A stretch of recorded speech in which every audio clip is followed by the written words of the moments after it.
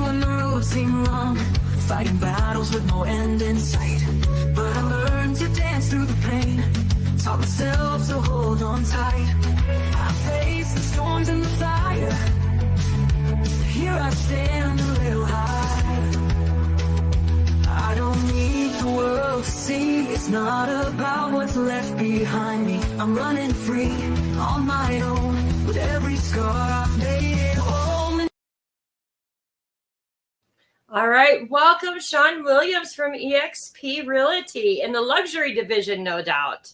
Thanks, Victoria. It's nice to be here.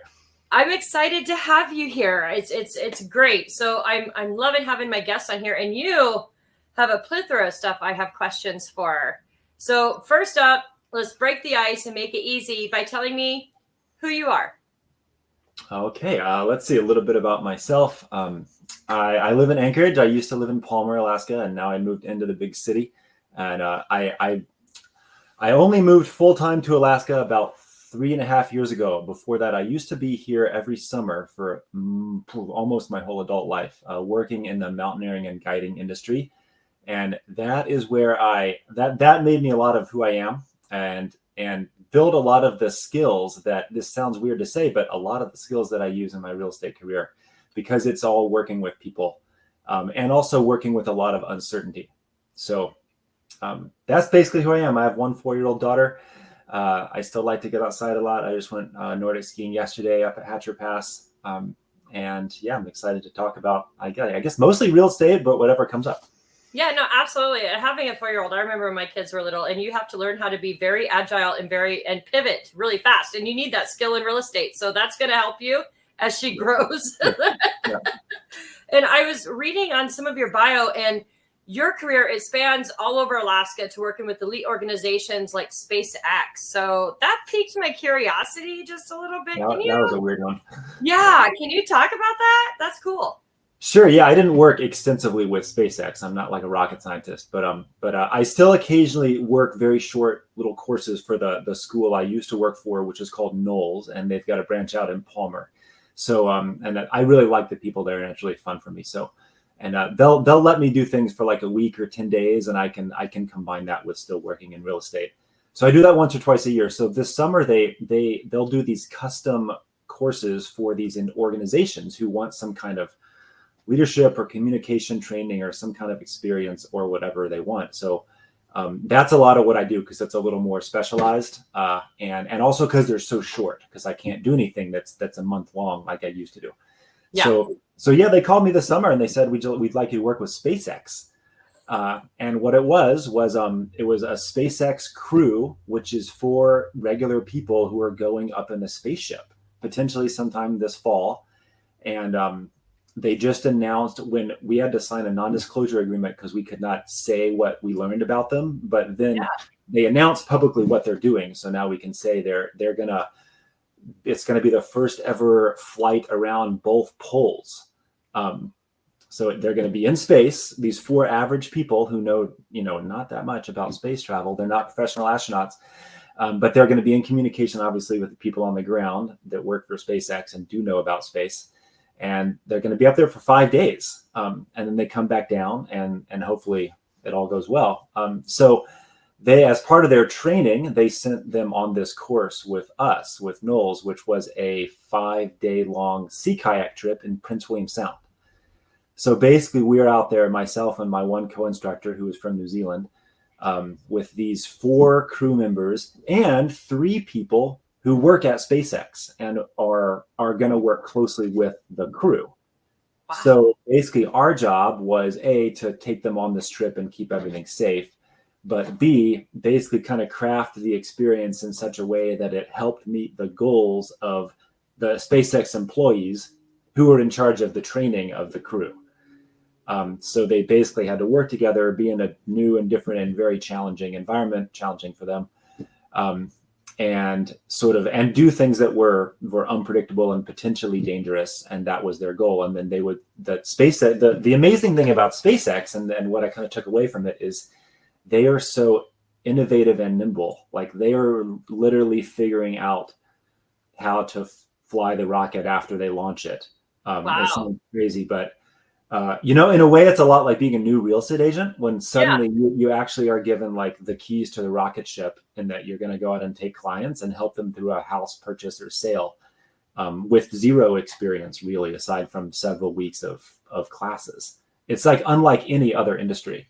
And like SpaceX, the employees talked a lot about how different they are from NASA, which has been going to space for a while and has tons of rules and is kind of like, this is how you go to space. This is how you do things. It can never change. You know, and that did remind me of talking to people in the real estate industry who I used to say, I don't say this anymore, it's probably bad, but I used to tell clients like the most dangerous words in real estate are, I've been doing this for 35 years and we've always done it this way. Yes. Because we probably don't always do it that way. And I've been told that phrase, and what they were telling me to do was currently illegal. So anyway, that was the SpaceX story. And that's what I admired about them, was just how energetic and just they were thinking of new things all the time. And we can do that too. Yeah, absolutely. That is amazing. That is just so intriguing to me. Are you allowed to go up there too? Do you get training to go into space too? Or well, I don't get to go to space. No, because it's incredibly expensive. I mean, I didn't actually, I tried to figure it out, but I don't know what the actual cost of these, because these are private individuals who are paying their way, like with their own money. And it's, you know, it's like, let's say it's like $50 million a person or something. It's insane. Wow. So like it's for the super duper wealthy for their own reasons currently. But the goal of SpaceX is to have it be like us getting on a plane.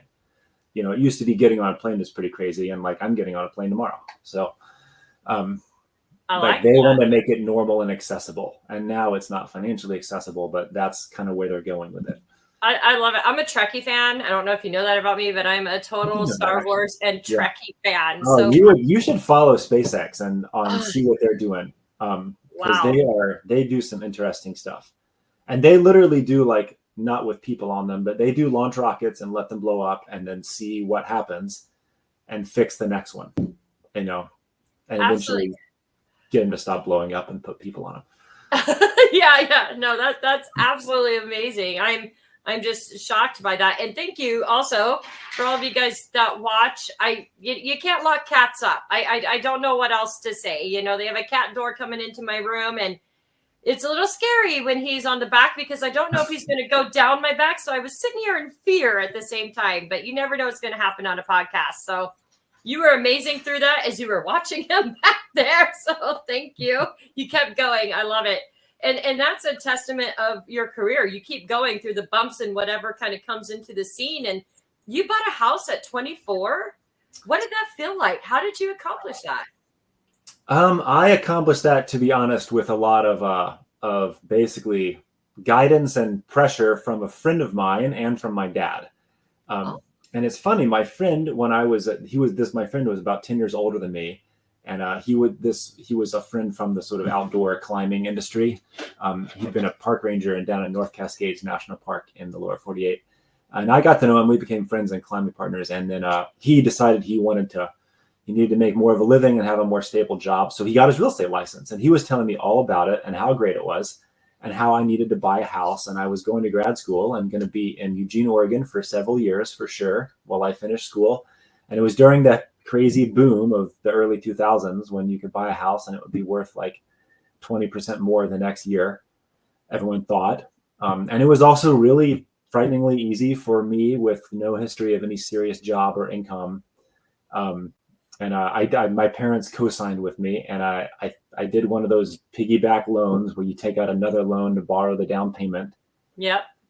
And you know, it was a boom, but houses worked a little cheaper back then. So yeah, I bought a pretty simple house, and it was in a not very nice neighborhood, and we did some work on it and fixed it and pretty much flipped it, and then sold it a year later. And I moved into a smaller but house I liked a lot more that didn't need any work. And I came out well during that. And then I had to move again a few years later during the real estate crash, and that was like a total disaster. Now, were you a realtor through this when you bought your new house? Or is that what got you? Is there?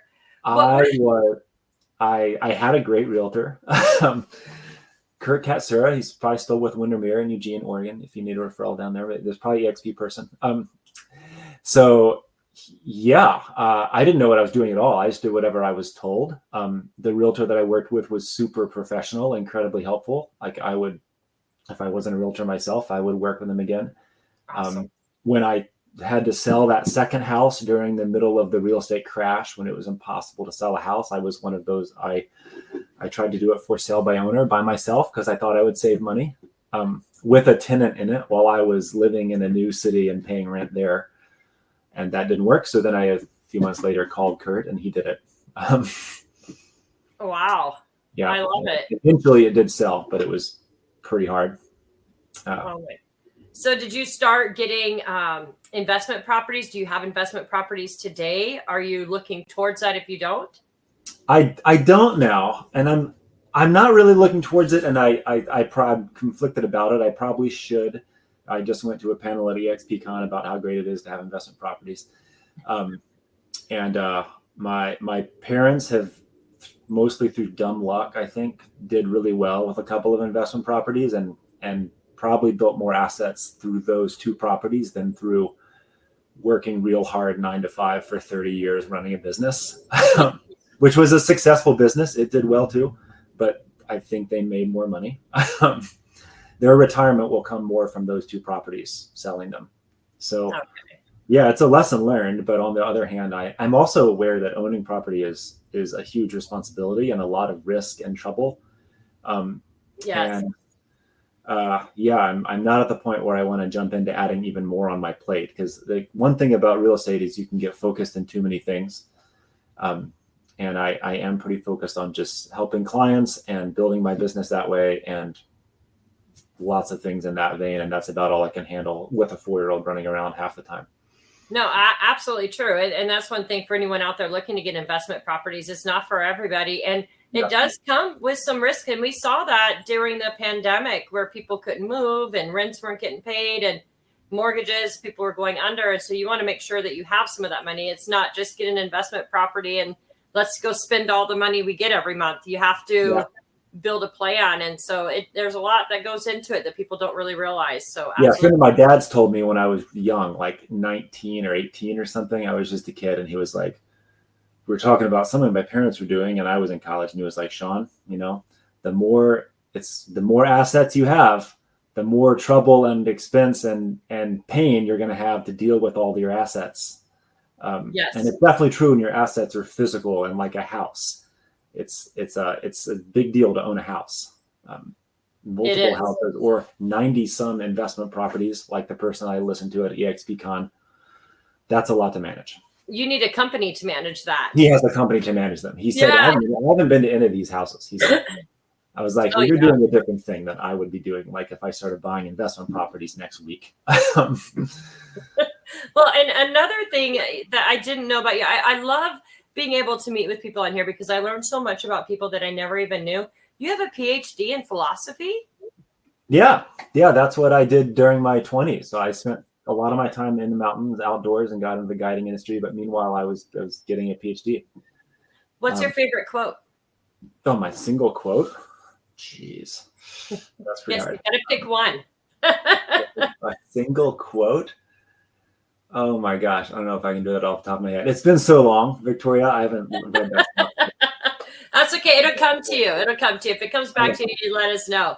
Because you've done so much. I mean, you have your PhD in philosophy. You worked with institutions like Wharton and the Naval Academy. I mean, that must have been intense. All these things setting you up for who you are today. How was that? What was that like? And how has that helped you in your career in real estate today? Well, I mostly I keep telling myself that it has been good and it has helped me. I do have I often compare myself, I'm 44, and I compare myself to some other people I meet who maybe started their career early and trained for it and got into it. And by the time they're my age, they're actually quite well down the road and established in what they're doing. And I still feel young in my career. At EXP Con, I wanted to go and be a part of the young EXP Young Professionals group. And I had to scratch my head and be like, I'm actually way older than all these people. That's a misconception with the young. I know that, but they are in their 20s, and they're being very successful because they've chosen real estate and they're doing great. And they haven't been in it any longer than I have, which is like 5 or 6 years here, a little over 5 years. Yeah. So, but doing all those other things, like I could not have done this in my 20s. Like I was not the person I am. I wasn't particularly mature. I wasn't good with people. I was very shy. And I would not have wanted the responsibility. So I think like some of the ways that those things have benefited me, like one thing about reading philosophy is that it's not easy to read a philosophy book. You have to read it very slow, Yes. Very carefully. And, a lot of our realtors they probably justifiably, they're very intimidated by the contracts that we have to deal with. Like we're not lawyers. We don't have years of law school to train us how to deal with this stuff. We have you, Victoria, to call. That's pretty much all we have. This may be good or may be bad, but intimidated is not how I feel when I read a contract. Like I can carefully read line by line and I can come up with an opinion of what that says. And if a part of it is vague or unclear to me, I can say, this doesn't make sense. It's vague and unclear. And I feel very confident because of all that really intense reading experience, basically. I actually like that because as a broker, that's what I say all the time. Slow down. Read the contract. You got to slow it down. And, reading philosophy, you have to slow down and let it wash over you and read it. Same with contracts. You have to take that same trait and put it into contracts. And you got to read it more than once. Like you got to go back and be like, I'm reading. Oh, I kind of spaced out and didn't follow. I got to go back and read again. So like a 10-page contract has got a lot more in it than 10 pages of like a novel. You got to read it much slower.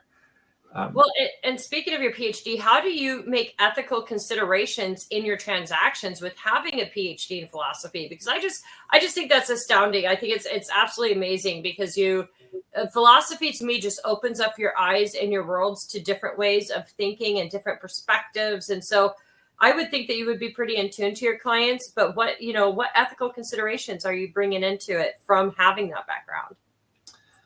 I think, in philosophy, I didn't focus on ethics, but ethics is part of it. And I did read in that realm and just in general, philosophy is the word school in English is connected. We did a lot of etymology in philosophy. You would look at where words came from. So the word school is connected to the word skole or scholar. Skole was a word in ancient Greek for leisure. So it's like kind of like an extra activity that you get to do. It's not like a productive activity where you're like raising crops or building things or whatever. You're doing it because of some kind of extra thing. And like philosophy is the love of wisdom and learning. So like all of that, philosophy is not the same as making a lot of money. Basically. No, and it's if a you mindset. look at all the philosophers over time, they're mostly like, either they're not interested in wealth at all, or they're like kind of against it. And they're saying, honestly, I'm going to learn about other things that are more important to me than wealth. And real estate is pretty interesting because we're in a potentially very high income industry where we meet and see and hear about these role models who have become quite wealthy through doing what we're doing. And a lot of us, like me, and I think like you, Victoria, are coming from some kind of background where before I went into real estate, I never had any conception that I would ever earn more than like a very minimal amount of money. Yes. Because I was in academia and I was in outdoor education, and both of those are fields where if you commit to those fields, you expect to just barely scrape by and do a lot of worrying about money. And I thought about myself, well, that's just me. That's just where I'll be. And when I got into real estate, I was like, no, I can actually work hard and be successful and not worry about money at the same level. Yes. But then a lot of the ethical challenges we get into as realtors, I think can come from our fiduciary responsibilities if we choose to take those on, which we don't entirely have to in Alaska legally. But like we really are committing to take care of someone else before we take care of ourselves.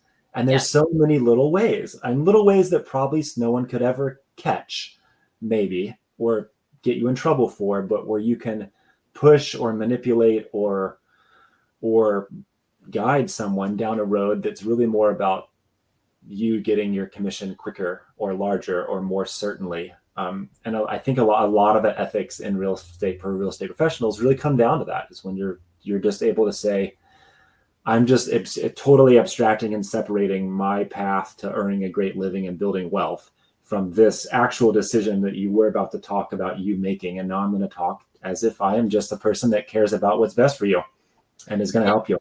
Well, and that's why your clients love you, because you're not money obsessed. And there are some out there that are like that. And I'm the same way. I don't do my job for money. I mean, money's great. Don't get me wrong. I like to pay my bills and not have my stomach hurting anymore, when I go to bed. But I'm not in it for the money. I'm in it to make an impact and a difference. And the rest of it will come, and I love how you bring that to your business as well. And you've kind of expanded and you've brought that higher and that end eye into our Alaska's, first luxury division up here. So how do you balance the demands of that luxury market and the unique challenges of our Alaska real estate market with the clientele up here? Because we're not California. Yeah.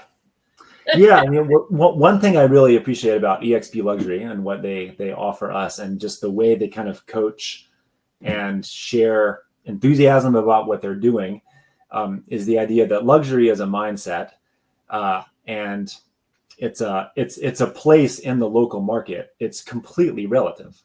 So like we do have a higher end of our market here, folks who have done well, and they have houses that feel expensive to us that in parts of California you couldn't even buy a studio apartment, literally. So it's it's just a really different mindset. And I think there's two things. One is like working with Alaska luxury clients. It's figuring out, what does luxury mean to people here? What is that special feeling that you've got something that's really unique and special that maybe you feel great that you have it and you're lucky that you do. Sometimes some of our remote properties that have a lot of acreage or some unique position, the house might be pretty modest, but that's Alaskan luxury. So, and that's different from a house in maybe a kind of expensive part of Anchorage. That's just a really nice house. That's what I was thinking. Luxury to me is being able to go off my porch and go jet skiing or hop on a 4-wheeler and just go into the vast wilderness. Yeah. That's luxury to me. Yep. So I think so I like that. It's not like you have to get, as a realtor, you have to get beyond the sort of fear that, we don't have that, or I don't do that, or I don't know about that. We do, and you do. And, you will have clients and customers that realize and are attracted to working with that kind of realtor, because it is really all about, it's another thing I picked up from the luxury division is about luxury as a lifestyle. And it's what kind of lifestyle story is there with a home? And we actually have that in all homes. There's some kind of story to tell with a home. Something we do, I think there's more financial pressure for us to do this, probably in our industry at more modest price points, is we tend to just make efficiencies work and kind of churn and burn, and we do everything the same, and we want houses to be sometimes kind of just these objective factors, hey, it's 3 bedrooms, 2 baths, it's in this neighborhood, it was updated in this year. It's that's a fact, take it or leave it, and in terms of a buyer or a seller of a home, all those things are important, but they need a story. They need what is my life going to feel like in this home? That's the important part. That's what makes a buyer buy, and that's what makes a seller sell. And that's what a seller wants to know that a buyer is experiencing. Your seller clients don't want to hear about the number of square feet and that they need to hear about that stuff, but what they emotionally need to hear from you is you understand what the lifestyle is in their home, and you understand how to help communicate that to buyers. Yes. And in luxury at the higher end, that is, I think, more appreciated, because those realtors take the time and energy to do that, because that's what they have to do at that price point. And we should all be doing that.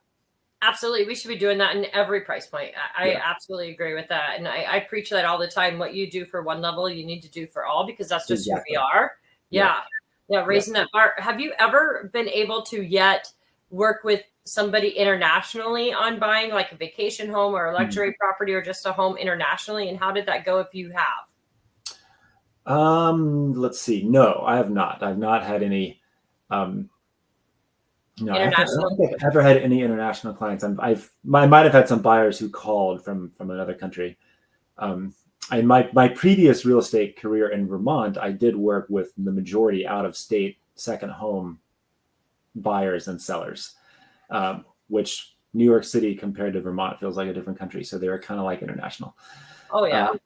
So that's partly what led me in my interest in the luxury division, is having had that experience, and kind of built some fundamental real estate habits in that environment where people have a lot of expectations. And, operating at that level, it's the good thing about it is it's easy to suddenly be way above the average level that unfortunately people sometimes have come to accustomed from some realtors they've worked with in the past. Yes, absolutely. And, what does white glove service mean to you, and how do you ensure that that's felt by your client? I mean, we've talked a little bit about what you do for per price point, but can you go a little bit deeper on what a white glove service would be for you? I think it's really a matter of jumping up to take care of everything that actually comes up. And it's balancing the importance in a business of having systems and regular norms, and like, I'm not always going to do it this way.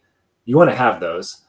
But then beyond those, like when you're working with the actual person, I think white glove means like it just means texting them back quickly or calling them back if you can't answer their phone call. It means, like I said, thinking about their house in a unique sense, like what story can we really tell about this that's actually special? It means put on basic things like, well, it sounds basic, but it's not done. The copywriting that realtors do in the listings for homes when they describe, the advantages or whatever of this home, most of it is pretty uninspiring. It is. It really is. It's boring. Like, everyone is going to see that. Like they see the first couple pictures and then they see that on the same screen. It's like everyone is reading what you're writing. Like we ought to put a little like pizzazz into that. Yes, absolutely. And especially the first paragraph of it. So like putting that kind of energy into something that you could actually honestly do really quickly and easily, like this is a 3-bedroom home, this subdivision, blah, blah, this is the facts.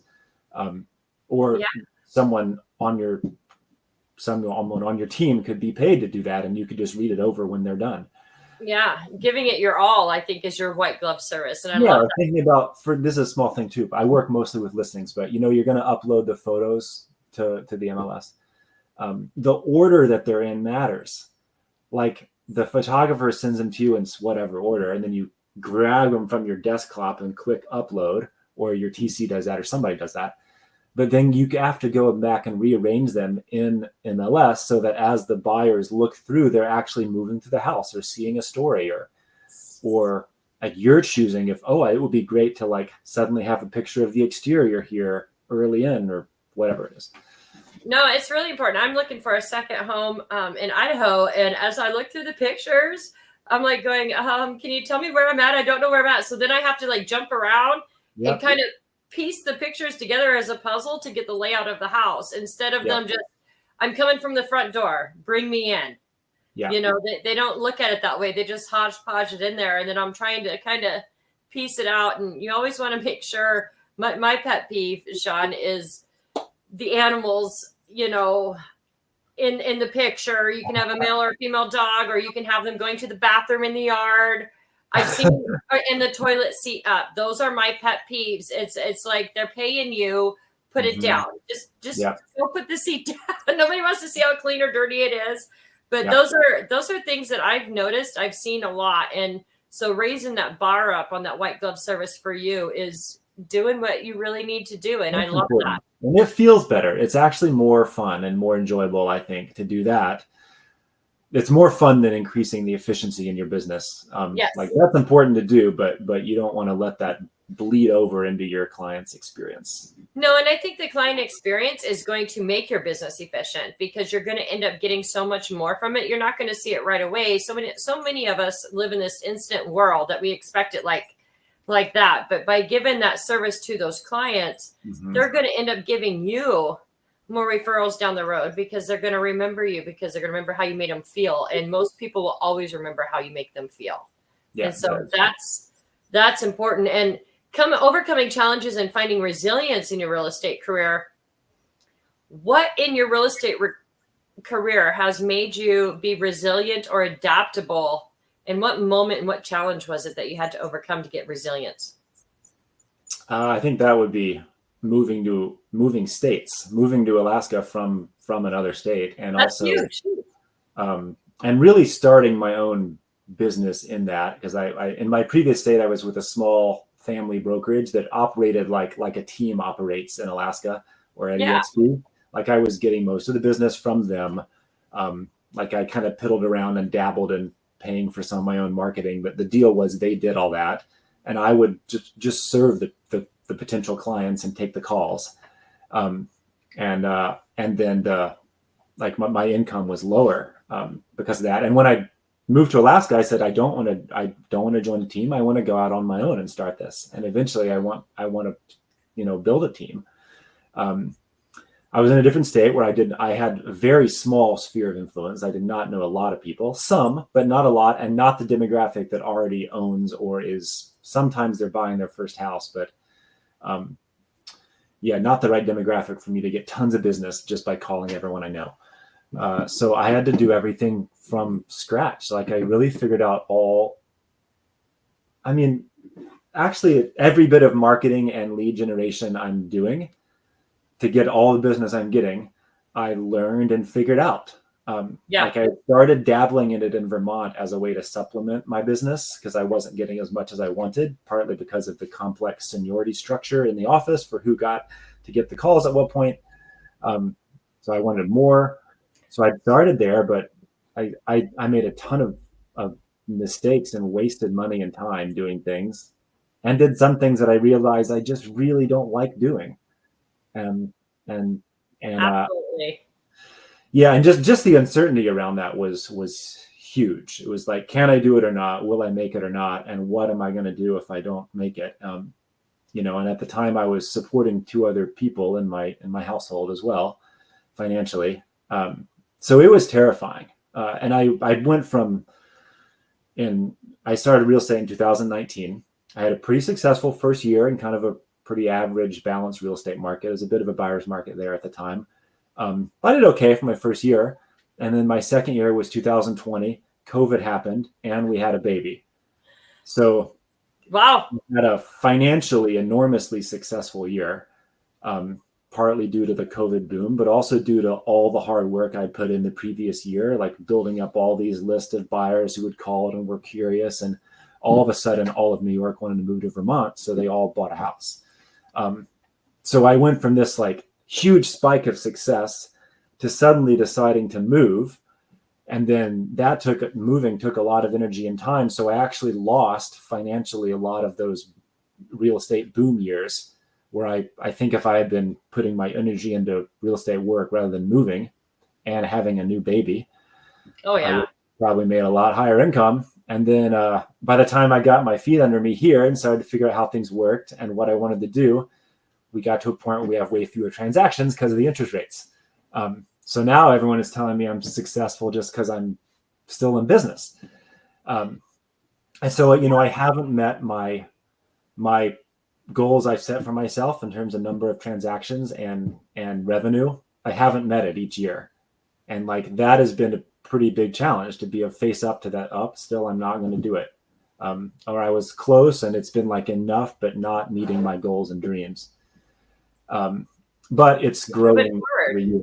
It's up. It's like 50% up this year over last year. And I think it's a good success that I should be proud of. So that's part of the resilience is like just the emotional balance of making a big risky commitment, setting goals, then not meeting those goals, maybe not in a way that's like a disaster, but still it's not what you said you were going to do. And then keeping going and being able to say, I'm making progress toward the bigger goals. Well, and you make time in your business to go to educational events and EXP Con.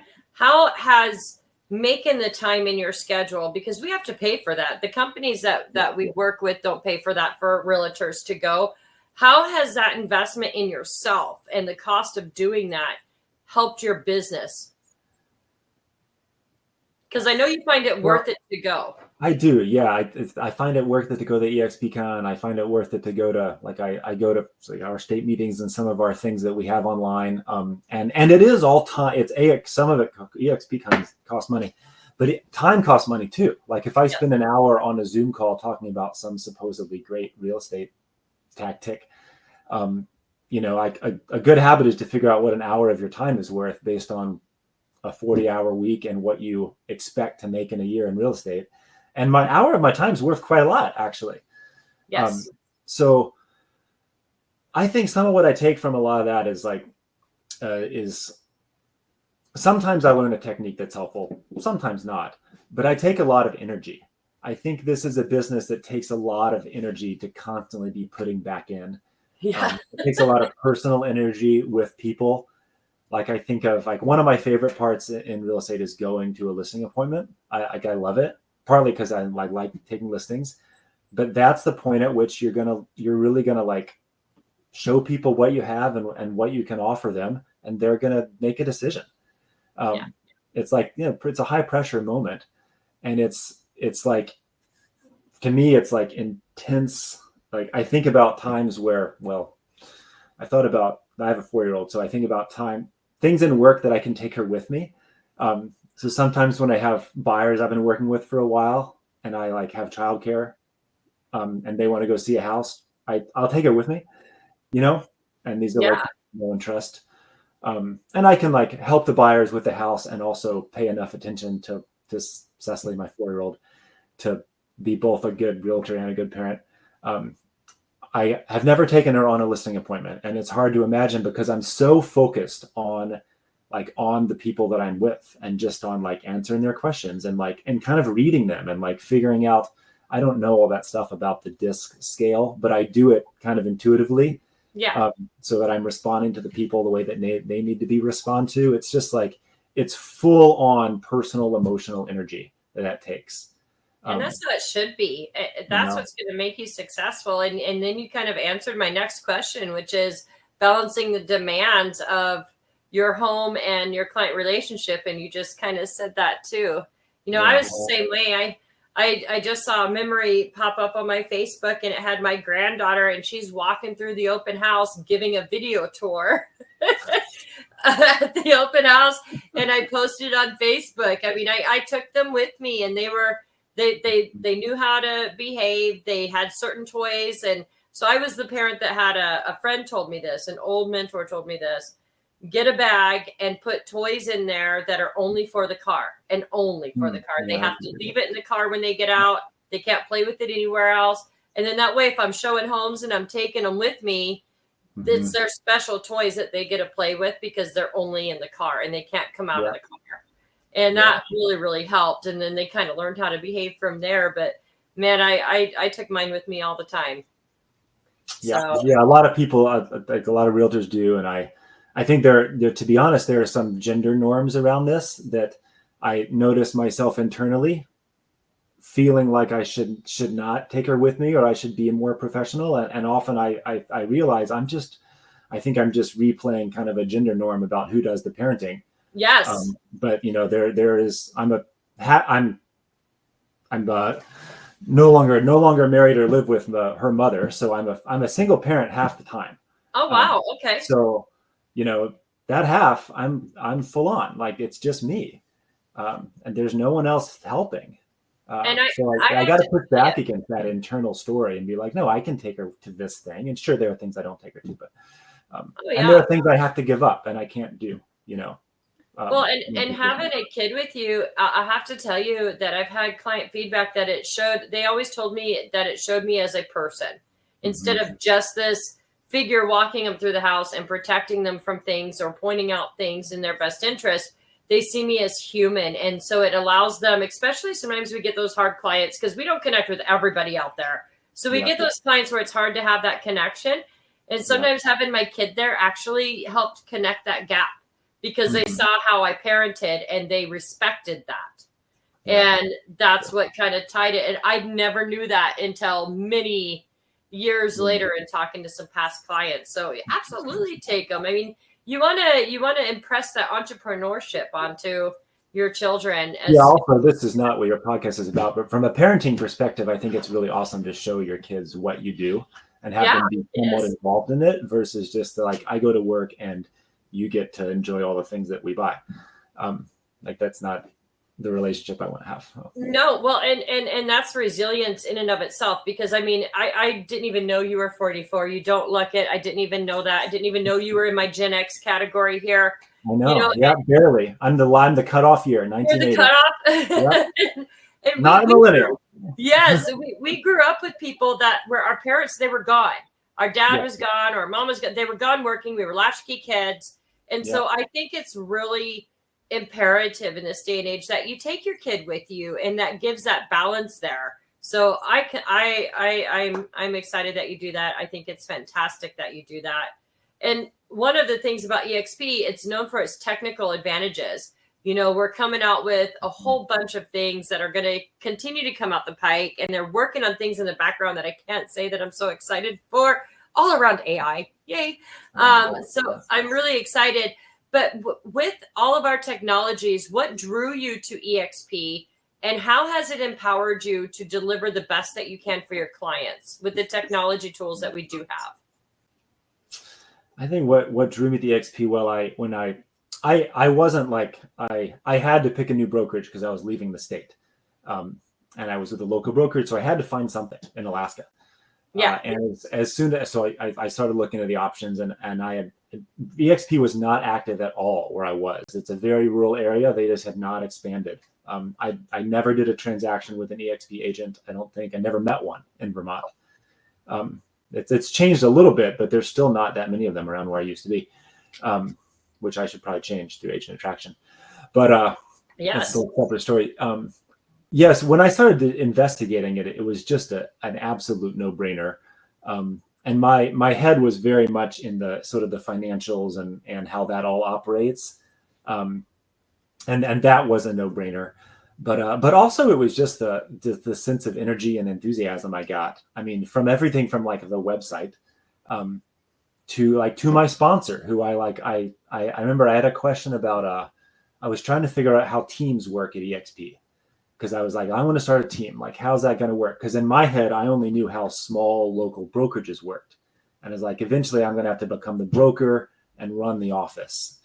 But I was like, no, I'm not going to do that anymore. If I join this big brokerage, I need to learn how a team works. So I Googled it, and I got these YouTube videos. And it was this guy, Kyle Handy, in San Antonio, Texas, who had made all these YouTube videos that were just informational. And he was doing agent attraction. And just like he wanted, I clicked and booked a meeting with him. I was like, I want to talk to this guy. And he talked to me for half an hour, answered all my questions. I totally understood what my question was. And then you might not remember this, Victoria, but he booked a 3-way call with you. Yes. So I could talk to you, and because he was like, this is going to be the person who you're going to really need to deal with. So you'll at least see what she's like. And like, he was just an example of just the like intense sense of helping our fellow EXPers that everyone has. People just jump in and help you with whatever you need. Well, like it's just amazing. And that's true to the level of like all of EXPCon, where you go to this thing in Miami and there's 5,000 people who are all really happy to tell you what they're doing, how they do it, how they think you could also do it, and be role models. And it's like, it's incredible.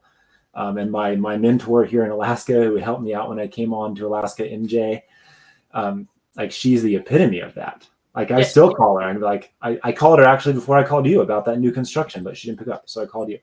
Yep. Even as a broker, I call her. She's one that her philosophy fits a little bit with how I am, and our energies connect. Mm-hmm. So there's times where I call her to run things over too. Like, as you said, there's not really a lot of places to go to in Alaska to run things by people. And, you know, like Arizona has a broker hotline, and realtors can call whatever brokers on that hotline from different brokerages. And I'm like, well, then we don't have that here. Yeah. It's weird when you find out how things work in different states. So yeah, we have as I only know Vermont, but there it was small rural area. Like you would go to the realtor meetings and it would be all people you knew, and they'd talk about like very substantive questions. yes, Like what's going on right now in the industry? What do you think about that? What do you think about that? And all the local brokers and the board would have a little Zoom or in-person meeting every month or every quarter, where they would all, as brokers, they'd talk about what they thought, and they'd kind of make decisions about things that were evolving. And I actually went to one of those because for some reason our broker he wanted me to go instead of him. So I just listened, and it was just really interesting to see them like problem solve things together. People who were competing, and I don't think we do that here, but it's maybe it's a hit or miss, but we do try to get together every quarter. Yeah. And so we just started doing that about 2 years ago. So I'm really excited for that because it's really needed. That gap. Kind of like at EXP, within EXP, there's just so much cooperation, and like this is how it happens here. Like, can we do this? Can we improve this? Like you could do that in the local area between brokerages, even though we're competing businesses. Oh yeah, absolutely. Absolutely. And when we look at legacy and vision, you describe your business as being based on ethics, excellence, and that white glove service. How do you hope that legacy impacts your clients in the industry? As you move forward? Sorry, my screen's off to the side. I don't have my glasses on, so y'all, I have it like huge way back there. Yeah. I think thinking about the rest of our conversation, I think your values and you can read a lot or hear a lot about what your values should be and what successful people have as their priorities, or whatever. But really, your values and your priorities are going to come from who you are already and what you have otherwise done in your life. And I think a lot of my experience with that other organization, NOLS, and the mountain guiding industry, and working with these people like SpaceX and the Naval Academy, but actually all the students there, not just the ones with famous names, because most of our students were just college students. It was a very personal relationship. Like I'd work with these groups of people for a month, living communally and like in the wilderness, and do something crazy together. And they would experience a lot of challenge, and I often experienced a lot of challenge too.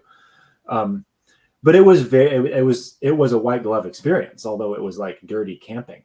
There was a lot of individual energy, and I think that just translated into my real estate career. Like when I work with someone, I'm going to like intensely commit to working with them and to their success. And I'm probably not good at working with like 50 different people at once because of that. And there are some things I'm not as good at because of that. I'm not as good at like long-term nurture of large numbers of leads from the internet. But that's okay, because I don't think you have to be, some people are good at that. Yeah, everybody's business looks different. I don't think you have to do that. I think there's something that comes from being consistent, which you are, and being able to commit 100% versus half doing it. Because it's kind of like the old saying, I teach it in the one thing. If you're trying to catch a rabbit and you have 50 rabbits, how many rabbits are you trying to catch? Are you trying to catch 50 or are you trying to catch one? You want to do one at a time. Because if you try to go for 50, you're going to drop the ball everywhere. I think that happens a lot. I was always that way. I always felt that it was, if I was too busy, I actually would tell people, hey, I am not taking on new clients right now, but I have an amazing referral for you. And then I would send them and get a referral fee for it. And a lot of people don't realize that you can do that in our industry and be successful at that. Yeah, that's true. There's a lot of like not saying no in our industry. Yes. Same with taking a call at an hour when you're with your family. Like you might lose some business from not taking the call. And in your mind, you might like lose a transaction because someone needed to talk to someone right then. But also it might happen once in a while. Oh yeah, but most of the time it doesn't. It always ends up working out. Yeah. I think that's all mindset and what people kind of put on themselves of that perception, that picture they have in their head. And so as we wrap up, if you could give one piece of advice to a new real estate agent looking to build their business or build a team with integrity and success, what would that advice be for a new realtor that's getting in the market today? Boy, one piece of advice. I would say, I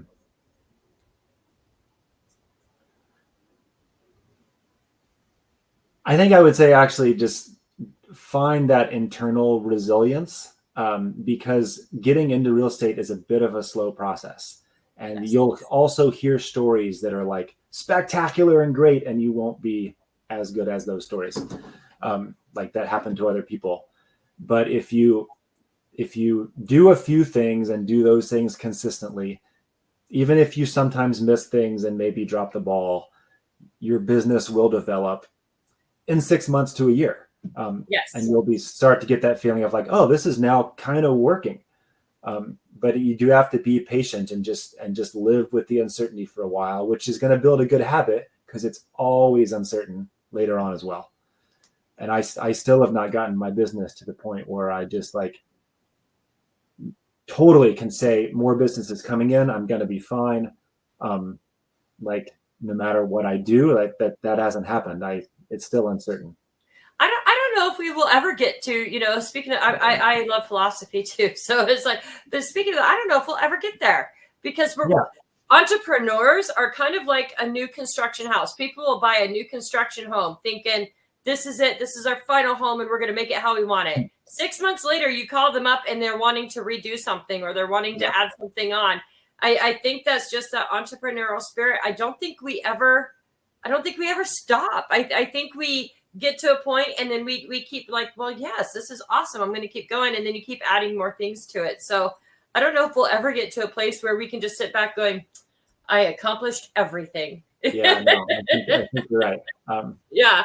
So yeah, that's what I would tell new realtors.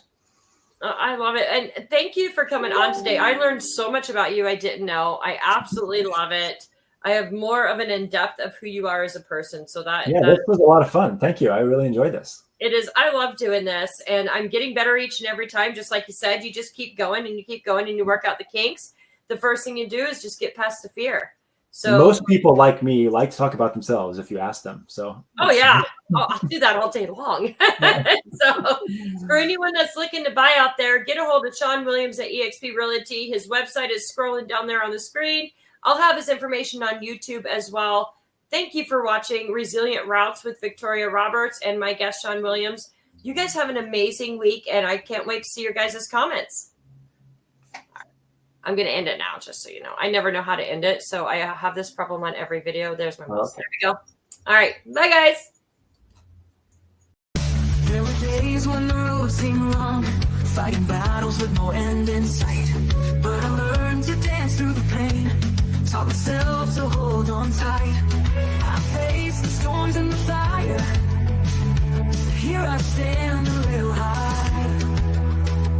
I don't need the world to see. It's not about what's left behind me. I'm running free on my own. With every scar I've made it